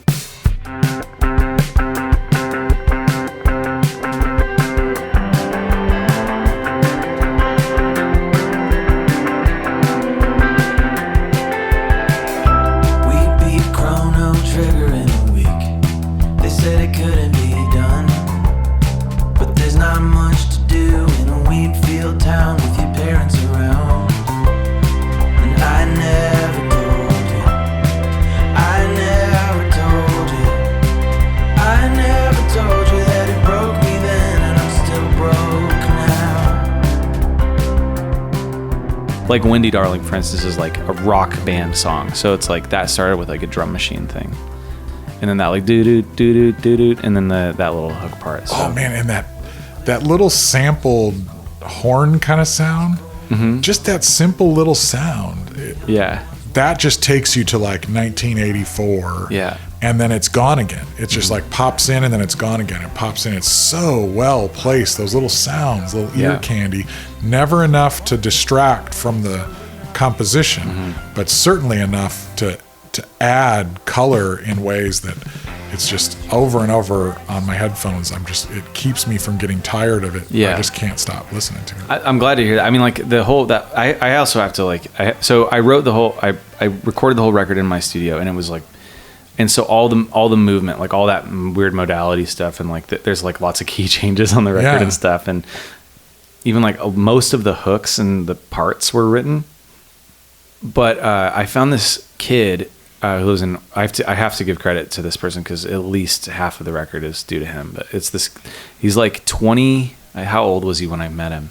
He's probably 23 years old, and he lives in Orange County. His name is Nathan Semino. I was going to ask you who this kid is. He's so important to this process. In fact, he would hate that I'm telling people this, but he's a producer, but I convinced him to run front of house for these shows. So he's here right now, actually. He's not a front of house engineer, but I just was like trying to get him to come on tour because I love him. And he was like, I'm never doing front of house again, but he's running sound for us tonight in Nashville. But yeah, he's like 23, and I heard this record that he made, this band called Baseball Game, who I also stole their lead singer to be my guitar player for this tour. But they're well done. Somebody sent it to me, and I was like, it was like production wise, I was like, I'd never heard anything like it. What he was making, it feels so new to me, and like also timeless, but like just like there's like a lot of saturation. It's like and crazy tape loops and stuff. Like the textures that this kid is coming up with, I'm like, I've never heard anything like this in my life. Right. So I got his email and just like sent him a cold email. Oh, really? And I was like, hey, do you want to do this record with me? And he was like, whoa, definitely. So I like drove up to Orange County. I met with him, and like we produced it together. But a lot of the sound, like the parts are most of them are me. And even like I played the bass on most of this record, and a lot of the guitars and some of the keyboards and stuff. But the textures and the sonics and like kind of the juice, like the magic, a lot of it, like most of that is Nathan. Hammer on, can't break through. 10 years from Monte Cristo, 19 for Andy Dufresne too. We're gonna make it work out.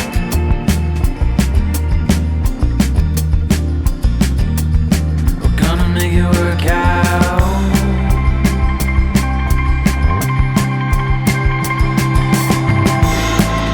This time everything has gotta change.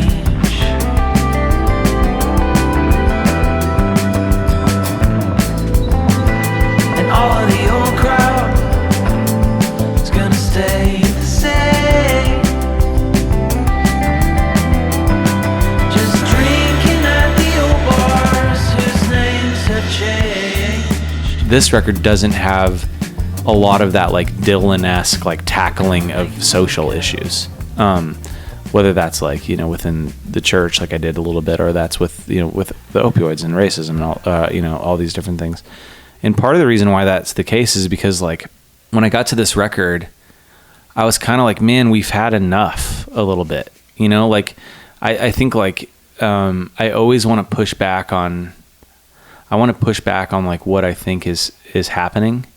And with that record, it was like, we're a little too comfortable. I need to like kind of shake the cage here a little bit. Wow. And on this record, I was like, you know what? We've had enough of that. Like, I kind of want to make something that is about moving on and embodying the people and the future that we want to have. It's not like, I'm not like telling you to like get better. It's like, it's a little bit of like, or telling me, all of that stuff's for me too, you know? Mm-hmm. But it's like, it's really way more about like, hey, look how far we've come. There's a song called By Our Confidence on the record, and it's like, that to me is sort of the answer to all the questions I'm asking on the album, which is like, well, then what do we do? Because it just felt like coming out of that season, it was also like this like wild time of like trying to reinvigorate ourselves to go out. It's like, okay, we're free, you know? And for me in my mind, like during COVID, I figured like, man, when that happens, like it's going to be like spring in the Northwest. It's going to be the roaring 20s. Everybody's going to be out ripping, and it's going to be like joy in the streets. And then we got here and everybody's just sort of tired and beat up and sad and angry, man. And like everybody's lost people, and we've, you know, the economy's all jacked up, and people are scared about the future. And it's like, it's not this joyous like arrival that I think we all expected. It's actually like, it's like we're kind of coming in with our hat in our hands a little bit. And I saw that coming a little bit, and I was like, I don't think I need, it's like, I don't want to like be pointing fingers right now. You know, I'm sure I will again one day, but right now I'm like, let's just kind of like look back at our childhoods and look forward into our adulthoods, and like give ourselves a little bit of a license to just like not to like just let ourselves be who we are, with this like drive towards being the best versions of ourselves that we can in the future. Well, if growing up is learning things are not the way you wish. Tiger hanging by his seatbelt. Wrong side up, down in the ditch. I'll disappoint the disappointment. Fail to fail, defeat, defeat. Yeah, believe in the believing. The kind of hero that I need. You seem to be a part of a scene that we had always wanted to see, but never really imagined we were going to see, in that you're affiliated with Tooth and Nail Records. You know, Tooth and Nail, famous in the 90s and 2000s for, music from the Christian world. And it never used to be possible to this idea that you could be a person of faith and make music that was available to everybody was other than U2 or a handful of artists who just did it in the mainstream. It just wasn't possible. Tooth and Nail was, when they first came to the table, I was like, oh, not them. Because in my mind, it was like they did Under Oath or whatever. Like they did like hardcore and MXPX and stuff, which I grew up on that stuff, and I love a lot of that stuff. It's great. And they launched Pedro the Lion, which actually later on that was actually one of the things, was that when I talked to them on the phone, they were like, we like really think that you could be a good fit here. And then we talked a lot about like Damien Jurado and Pedro the Lion, and even like Me Without You. But yeah, as far as the scene stuff goes, that's something that I'm really trying to figure out, because in my mind, like, it's just we're in the Wild West right now. It makes even like the idea of buzz and what's happening. That's even like, just because there's so much stuff happen, there's so much music being put out, and there's not these, like, the thing that's really been hard for me is the way that I always saw music happening and working growing up in the Northwest was that there's these regional scenes that support each other. There's there's these 40 bands in Seattle that all play at the Crocodile and at the Triple Door or whatever, and at the at the Tractor, and these clubs in the Sunset and all these places that the bands play, and you go to each other's shows and you play on each other's records and you go on tour together. And so as a young artist, I was like, that's what will happen if I do this or whatever, is that like there will be this group of people. And it just feels like if it was little ponds, it's like they kind of like we're all one giant ocean now, And there are a lot of people that are doing really interesting things. Like Maddie Cunningham played here last night, and she sang on Someday I'll Make It All To You, and her and her husband Austin are like friends of ours, and she grew up as a like pastor's kid and is now like arguably the best guitarist in the country and crushing it, and doesn't sing about that stuff so much, a little bit, but she's definitely from that world. Or you've got like the Watkins from Nickel Creek. I was joking about like the guys in my band here are like, a lot of them are like road dogs, like guys that play with tons of artists and are like amazing, and all of them grew up like either homeschooled or close to it, playing in church. Yeah, that's why they're so good, because they were it's funny how that happens. Yeah, they were playing in church when they were like 9 years old or 10 years old or whatever, and now they're just monsters. Right. So a lot of people in the music industry are that way. But it isn't like, I am trying to figure out like what, like where do I live? Like where do we live, And that is something that is, we have lost that, I think, like the regional thing that was so important to me as a kid. It just feels like it's all happening at once because we're all living in the internet or whatever. But I think like the place that I've landed with it is that the freedom, the frustrating thing about it is that like the camaraderie of coming up together and like existing together. I have my crew, my people in San Diego that are amazing and are doing all sorts of cool stuff. But it's definitely different. But the freedom to it, though, I think, is that it does allow you to be, I get to be like as honest as I want to be about who I am. I can say like, look, I'm a person of faith, and I sing about that stuff sometimes. And also that's not like the entirety of who I am as an artist. I get to sing about other stuff too. I think that has been really positive, to be able to say like, I can just be who I am. So if I'm being honest, as if I'm being honest,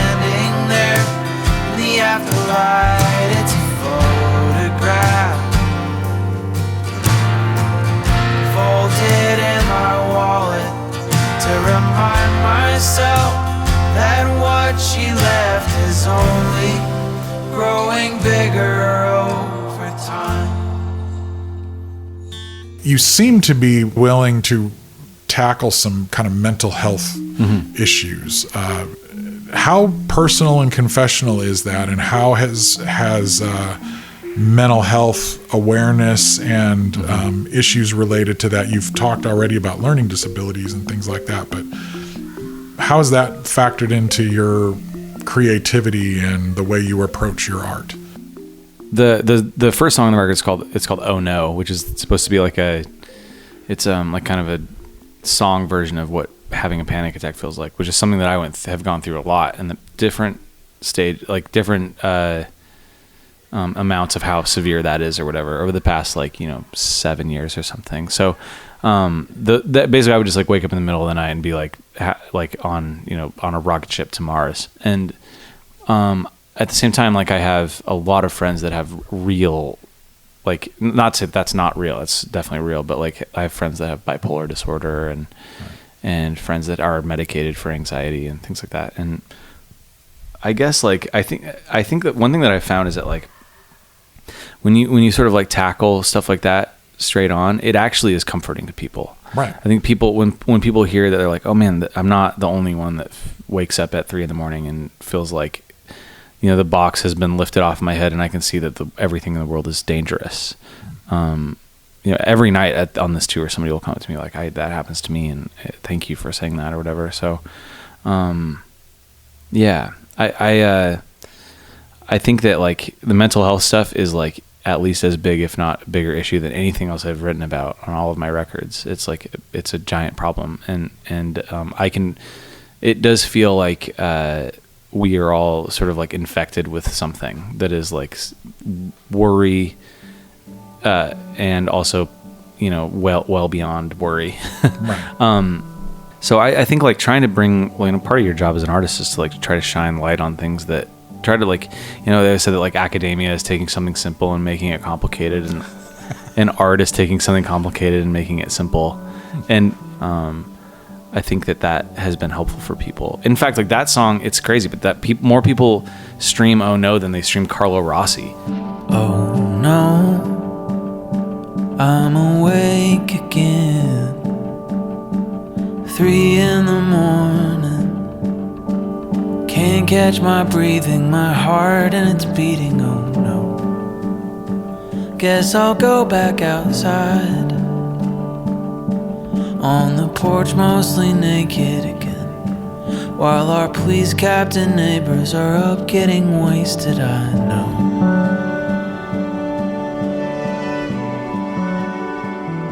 Even the title Milk Teeth and the idea, I love that you choose milk teeth instead of baby teeth, because there's a reason God gives us practice teeth first. We would kill each other if we were given the real thing. There's like elements of other kinds of mental health issues. You're willing to do that in ways that most people in the past have not, unless they're making fun of it or making a joke about it. Do you think that art plays a role in mental health and healing and recovery, and in your life, has it had a therapeutic effect to tackle these things? Without question. And I actually think like even beyond that, like I think that the current state, like a lot of the reasons why a lot of people are a lot of mental illness right now, I think is actually driven by like things that are beyond people's control. Like I think that like the state of society and technology and the way that we talk to each other and all these things are huge causes of that. And I think that like it's actually something that I always push back with in this town, specifically in Nashville, is that Nashville a lot of times is asking the questions like, well, what will be successful? Like what will sell? Right. And in my mind, it's like you guys are like artists, musicians, filmmakers, authors are sort of the ones driving the ship. Like culture, policy, everything follows art. It always has. And so it's like, well, if you're kind of like following, it's like, where are we going? Like trying to have that sense of like, where are we going? Like, where do you think, like, what's the, whatever audience or whatever power you have, like, where do you think that we should be going? And so I actually think that like in some ways art is, the healing of a lot of things, not only on like a personal level, but on like a more meta level, like on a societal level. It's the thing that makes the stuff better, It's why like, it's why like I didn't like do a lot of tearing down on milk teeth like I did on Someday I'll Make It All Up to You. It's like, because that wasn't what I thought we needed.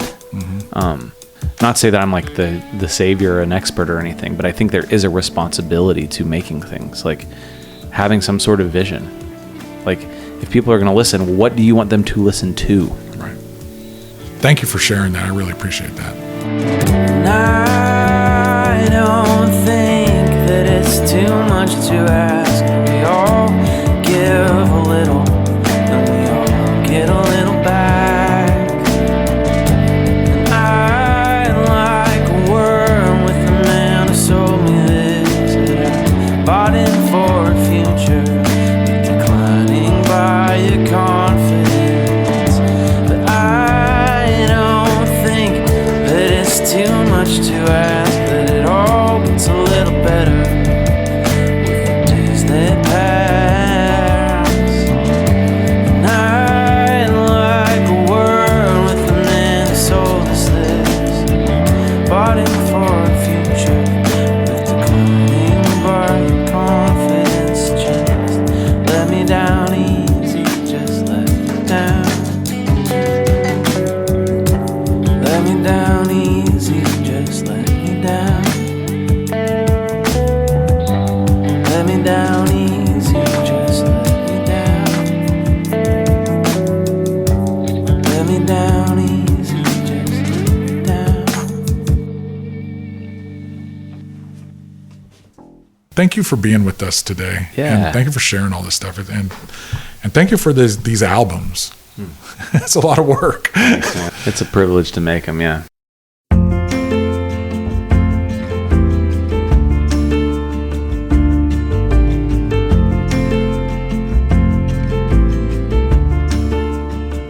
As I pull out my soapbox to wrap this up, I'm thinking a bit more about Tyson's concept of milk teeth or baby teeth and his comments about the things we lose when we hit adulthood.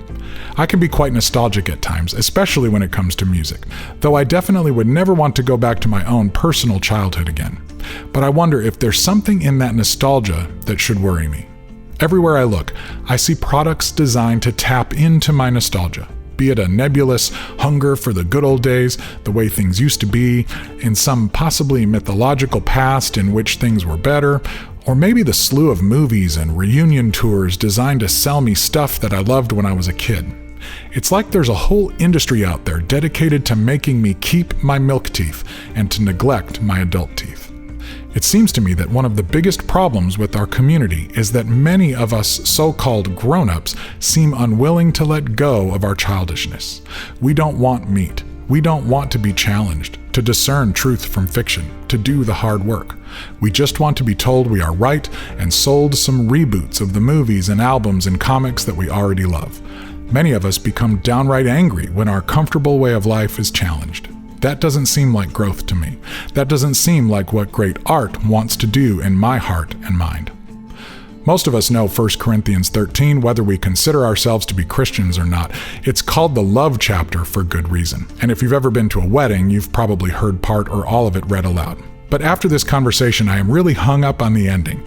It's kind of a good news, bad news ending, I think, because Paul admits that when he was a child, he talked, thought, and reasoned like a child, but when he grew up, he put childish ways behind him. Then he connected that kind of growth to the way we as spiritual people only see spiritual things partially now, like in a dirty mirror, but we have faith that someday we will understand those things, we will comprehend them, as if we were seeing them face to face.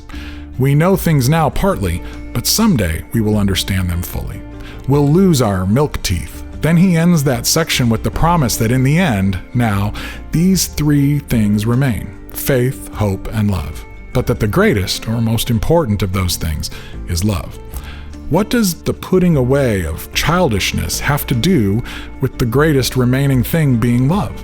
I think that maybe if we don't learn how to grow up, how to get our adult teeth, how to discern faith and hope and love, how to look in a dirty mirror for the fragments of truth and find the patterns, we'll miss out on love altogether. We become sitting ducks for those who would tempt us to go back to our childish ways, those who would tempt us to sell our birthright for beans or to put down our cross and pick up a crossbow. I love that great music can help me think about things like this if I let it. The question remains, what do I do now? I don't know about you, but I'm striving after love. Okay, I'm climbing off my soapbox now.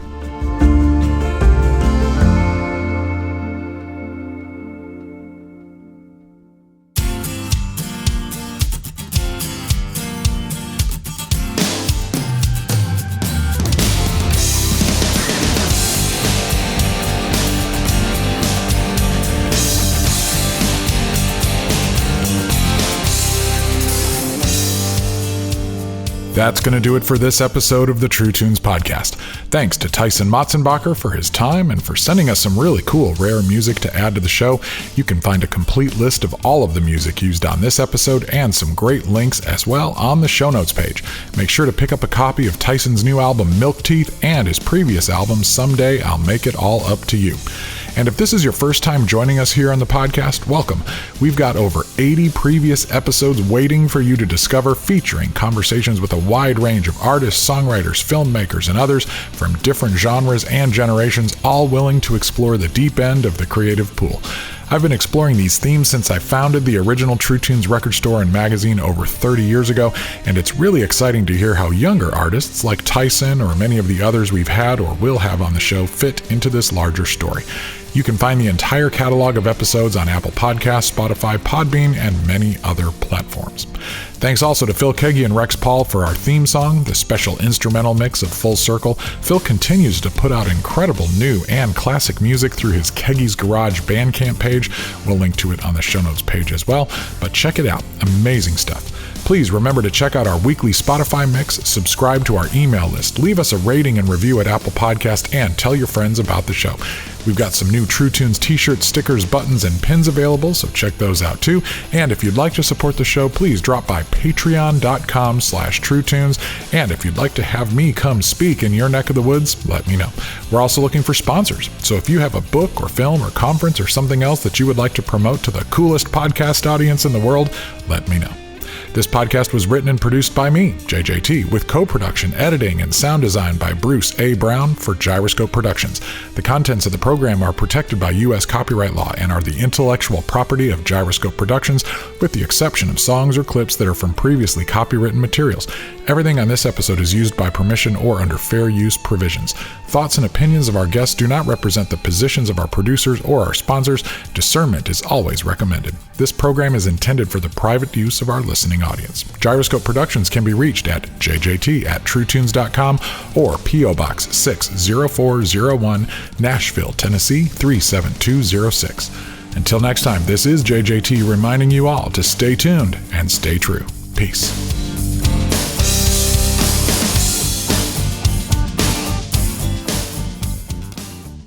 Tyson Motsenbocker, thank you for being with us here on the True Tunes podcast. Yeah, thanks for having me on. Forgot to hit record, so there's a whole section there that people that are our patrons on Patreon are going to see on the video. That part was no good anyway. I'm sorry. Good news, boppers. The big alert has been called off. It turns out that the early reports were wrong. All wrong. Now, for that group out there that had such a hard time getting home, sorry about that.